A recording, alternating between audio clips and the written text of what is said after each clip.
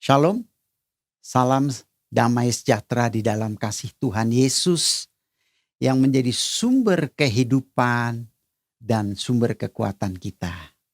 Saat ini saya ingin bersaksi tentang bagaimana saya kehilangan dompet, saudara. Saudara, suatu kali saya mendapatkan undangan untuk melayani di Surabaya. Pada waktu itu saya naik kereta, saya senang naik kereta, saudara. Kereta Bima.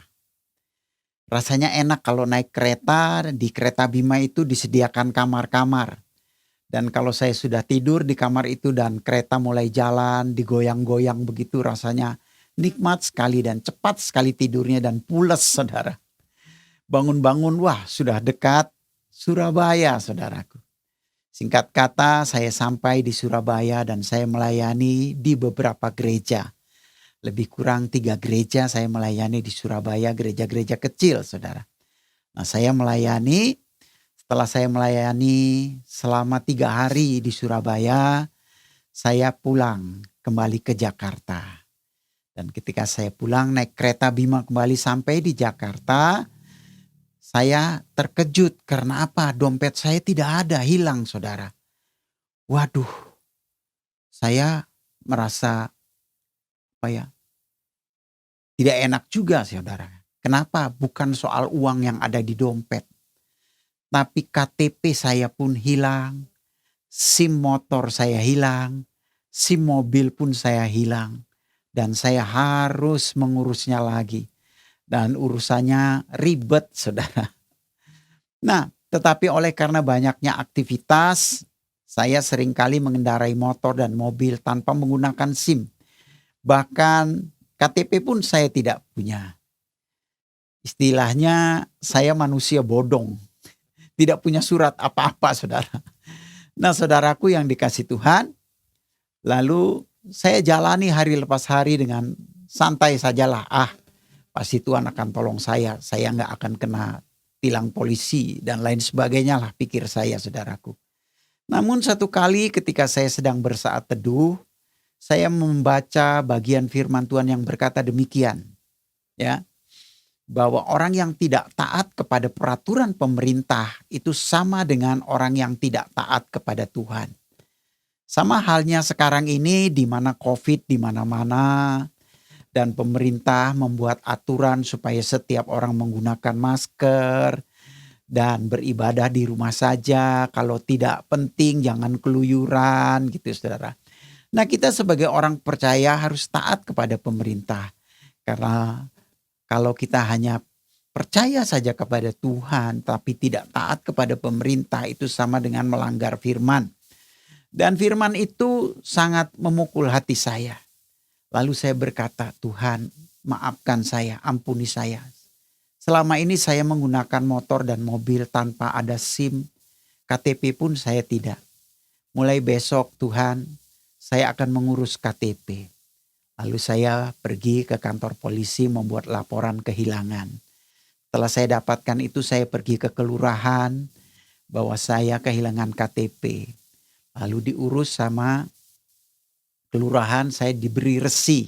Artinya KTP sementara begitu, saudaraku. Kalau saya ada apa-apa, KTP sementara itu bisa menjamin keberadaan saya. Nah, saudaraku, lalu saya mulai bergumul ingin membuat SIM. Pergilah saya ke Polda. Saya bertanya dengan seorang polisi, saya berkata, Pak, kalau membuat SIM motor dan SIM mobil tidak perlu antri, kira-kira berapa Pak dananya? Lalu dia bilang, untuk SIM mobil 150.000, untuk motor juga 150.000. Jadi kalau SIM mobil dan motor, Anda harus punya dana 300.000. Nah, itu lewat samping, saudara. Dia yang ngurus begitulah. Tanpa sulit, saudara. Karena saya juga malas ngantri, panas. Banyak sekali orang yang sedang mengurus SIM dengan mengantri. Kalau ngantri sebetulnya murah, 50.000 cukup, saudaraku. Nah, tapi kalau lewat samping itu harus 150.000. Lalu besoknya saya datang lagi ke Polda menyiapkan uang 300.000 dan ingin menjumpai polisi tersebut yang mau menolong saya membuatkan SIM. Ketika saya ingin menghampiri orang tersebut, tiba-tiba ada suara yang hadir. Suara itu berkata demikian, "Nyogok nih ye." Saya pikir ada orang bicara atau siapa. Saya tetap lanjutkan melangkah. Suara itu kembali berkata, "Nyogok nih ye," gitu. Wah, saya rasanya ini pasti nggak boleh ini. Lalu saya pergi, saya mojok saudara, dan saya berdoa, "Tuhan, sekali ini saja Tuhan. Boleh ya Tuhan, lewat jalan samping, jalan cepat." Tuhan tidak menjawab, tapi tiba-tiba di hati saya muncul pujian. Pujiannya begini saudara. Kalau ku hidup suci, tidak turut dunia, ku tahu Tuhan pasti buka jalan. Itu pujian yang muncul di hati saya. Saudara tahu, saya menangis saudara. Saya minta maaf sama Tuhan dan saya pulang ke rumah. Lalu di rumah saya berdoa, "Maaf Tuhan, saya memang sudah salah langkah. Tapi tolong tunjukkan langkahmu supaya saya bisa mengurus SIM. Kalau besok rasanya saya nggak bisa karena ada kesibukan lain. Dan kalau ngantri rasanya saya nggak bisa juga Tuhan, panas, orangnya banyak." Begitulah pikir saya saudaraku. Lalu saya tidak ngurus lagi SIM itu saudara. Dan apa yang terjadi, saya datang ke kelurahan, ternyata KTP saya sudah jadi. Wah senang ya. Nah saudaraku, satu kali saya diundang sebuah gereja, yaitu sebuah gereja di daerah Joglo. Saya ingat sekali siapa ya pendeta yang mengundang saya itu namanya Pak John ya. Dan konon kabarnya gereja itu dulu dibangun oleh Bapak Pendeta Yusuf Roni, lalu diserahkan sama Pak John Siregar namanya. Nah saudara, lalu saya khotbah di sana. Sekitar jam 8 kalau tidak salah saya khotbah. Selesai saya khotbah, ya, selesai ibadah, jemaat pulang ke rumah masing-masing.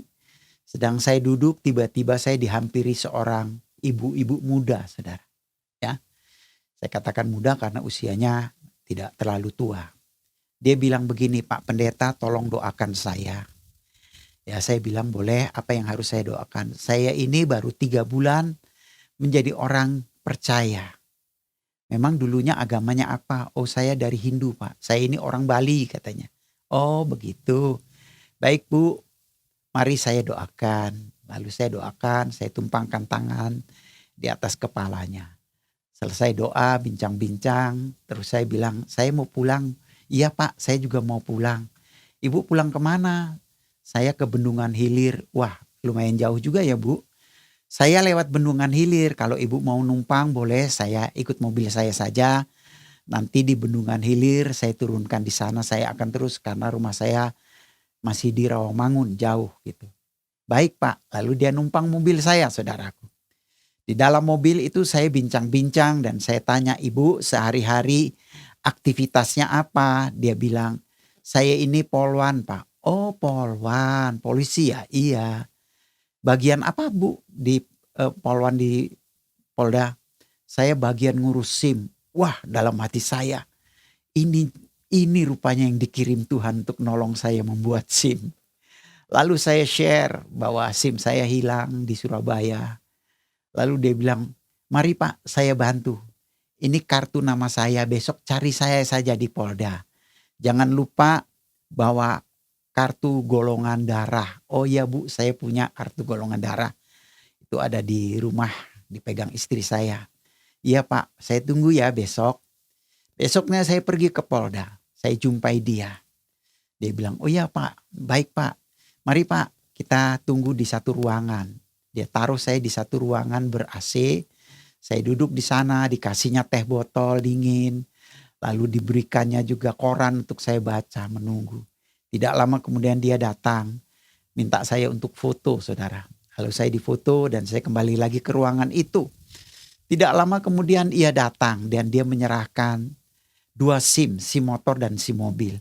"Ini Pak, SIM-nya sudah jadi." "Waduh, terima kasih ya Ibu." Lalu saya tanya, "Ibu, ini persembahannya berapa Bu untuk 2 SIM ini?"